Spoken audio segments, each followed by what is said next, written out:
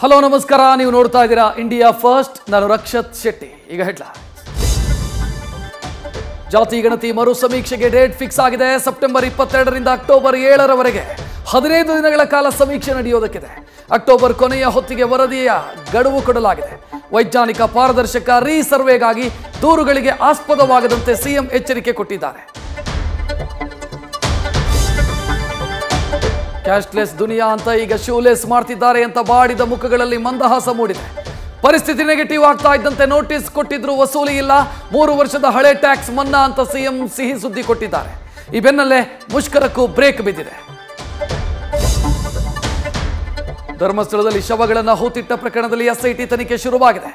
DGP Pranab Mohanty ನೇತೃತ್ವದಲ್ಲಿ ಬುರುಡೆ ರಹಸ್ಯ ಬಯಲಿಗೆ 20 ಅಧಿಕಾರಿಗಳ ನಿಯೋಜನೆಯಾಗಿದೆ. ಸಾಕ್ಷಿ ಸ್ಥಳಗಳಲ್ಲಿ ಸಾರ್ವಜನಿಕ ಓಡಾಟ ಪ್ರವೇಶ ನಿರ್ಬಂಧ ಹೇರಲಿದ್ದು, ನಾಳೆ ಮಹಜರು ಸಾಧ್ಯತೆ ಇದೆ. ಮುಂಗಾರು ಅಬ್ಬರಿಸಿದ್ರೂ ರಾಜ್ಯದಲ್ಲಿ ಗೊಬ್ಬರಕ್ಕೆ ಬರಗಾಲ ಆವರಿಸಿದೆ. ಹಲವೆಡೆ ಕಾಳಸಂತೆಗಳು ಮೊಳಕೆಯೊಡೆದಿದ್ದು ದುಬಾರಿ ದುನಿಯಾ ಸೃಷ್ಟಿಯಾಗಿದೆ. ದಾವಣಗೆರೆ, ವಿಜಯನಗರ ಜಿಲ್ಲೆಗಳಲ್ಲಿ ಹಗಲು ರಾತ್ರಿ ರೈತರು ಯೂರಿಯಾಕ್ಕಾಗಿ ಜಾಗರಣೆ ಮಾಡ್ತಿದ್ದಾರೆ. ಕೃಷಿ ಸಚಿವರು ಆತಂಕಕ್ಕೆ ಔಷಧಿ ಮೆತ್ತಿದ್ದಾರೆ. ನ್ಯೂಸ್ ಫಸ್ಟ್, ನಿರ್ಭೀತಿಯಿಂದ ನಿಮ್ಮ ಪರವಾಗಿ.